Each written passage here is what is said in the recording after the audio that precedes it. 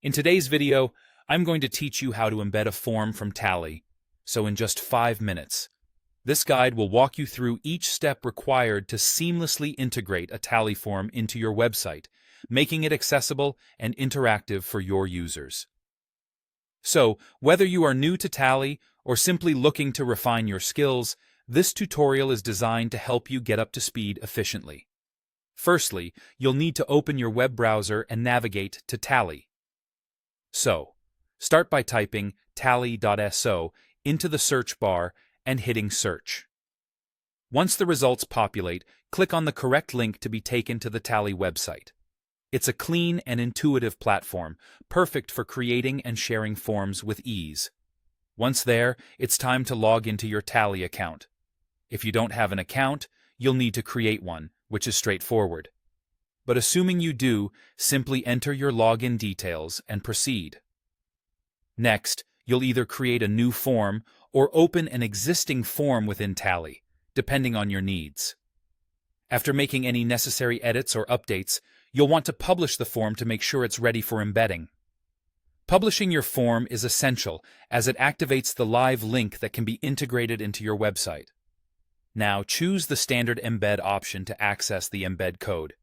This code is what will allow you to embed the form on your site. When you select this option, Tally will generate the required HTML code. Before you proceed, take a moment to adjust the settings to better fit your website's layout.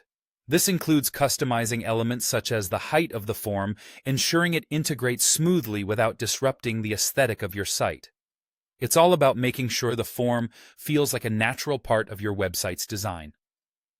Once satisfied with the settings, click on the Get the Code button. This will present you with an HTML embed code. Simply copy this code to your clipboard as it's the key element needed for embedding. Moving on to your website platform, be it WordPress, Webflow, or another service, locate where you can insert an HTML block.